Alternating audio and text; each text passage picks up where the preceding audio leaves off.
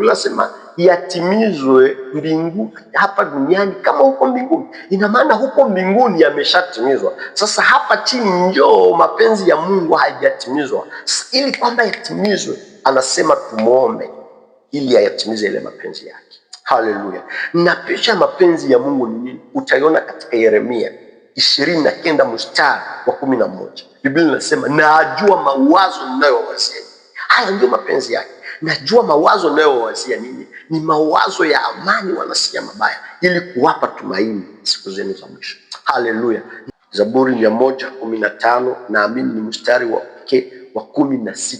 Utaona kitu ambacho ndakusimulia hapa, ambacho niko najaribu kuelewesha. Mungu anahitaji umruhusu aje akusaidie. Usipomruhusu, kuna vile atashindwa kuja kukusaidia. Bwana asifiwe. Nilikuwa niko na kufasiria jinsi Mungu yuko kama vile mzazi ambao ana watoto wengi. So anajenga nyumba ambayo ina vyumba mbalimbali.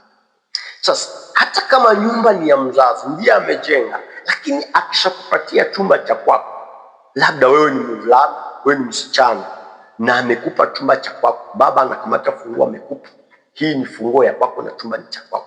Huyu baba hata kama amejenga nyumba kwa gharama yake mwenyewe, haruhusiwi kuingia katika ile chumba na uko ndani bila ruhusa yako. Itabidi abishe mlango na alafu wewe umwambie, baba unaweza ukaingia. Na nini, hata nyumbani mwako utaratibu ni huo. Hata nyumbani kwenu, kama bado haujakuwa na nyumbani kwako, lakini hata nyumbani kwenu huo ndio utaratibu. Baba mzuri ama mama hawezi akaja kwa sababu yeye ni mzazi tu, anaingia chumbani mwako hakubisha lango. Kuna wakati mwingine hairuhusiwi vile. Bwana asifiwe. So Mungu naye ni baba na ndivyo. Soma hii Biblia yako, utaona picha nchi ambacho ninachokuambia. Biblia inasema hivi katika Zaburi 115 na mstari wa 16. Inasema hivi, mbingu ni mbingu za Bwana. Haleluya. Mbingu ni mbingu za Bwana, bali nchi amewapa wanadamu. Unaona? Nilikwambia Mungu ni baba. Angalia, yeye amejenga nyumba yake ambayo inaitwa ulimwengu. Na ulimwengu ili ukamilike ina sehemu mbili kubwa, ina mbingu na ina nchi. Haleluya. Kwa sababu Biblia inasema hapo mwanzo Mungu aliziumba mbingu na nchi. Haleluya. Sasa nchi, Biblia inasema ametupa sisi wanadamu. Ni kama sisi ametuweka katika kila mtoto, amempa chumba cha kwake. Na sisi kama wanadamu tu, watoto wa Mungu, tunaishi katika vyumba ambavyo inaitwa nchi. Sasa hii nchi amejipatia yake mahala ambapo yeye hana ruhusa. Mungu haruhusu, halombe Mungu mtu. Mungu hahitaji ruhusa ili afanye chochote ni hata mwambia malaika. Lakini ikifika hatua ya kuja nchi, hawezi fanya kitu cha kiungu kama wewe mwanadamu hajakushirikisha. Na ndio maana hata Mungu mwenyewe anapotaka kufanya anakushirikisha wewe mwanadamu. Sasa ili wewe katika changamoto yako unahitaji uruhusu Mungu aje akusaidie. Na utamwambiaje aje akusaidie? Ni katika kuomba kwako.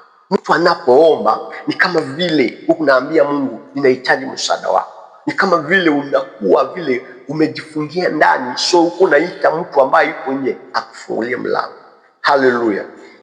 Ndio maana kama Mungu alikuwa hahitaji, wote nikuulize mpenzi, ingelikuwa Mungu hahitaji umruhusu, Yesu asingeliambia wanafunzi katika Mathayo, naamini mstari ni Mathayo 6 mstari wa 9. Mungu asingaliambia wanafunzi waombe. Biblia inasema hivi, basi ombeni mkaseme, Baba yetu uliye mbinguni, jina lako litukuzwe na ufalme wako uje.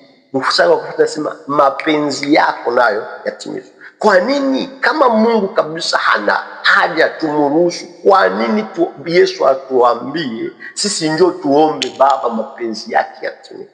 Ili kwa mapenzi yake ni nini? Hii ndio kumruhusu akuja ayatimize mapenzi yake. Unasema yatimizwe mbingu hapa duniani kama huko mbinguni. Ina maana huko mbinguni yameshatimizwa. Sasa hapa chini njoo mapenzi ya Mungu hayajatimizwa. Ili kwamba yatimizwe, anasema tumuombe ili ayatimize ile mapenzi yake. Haleluya.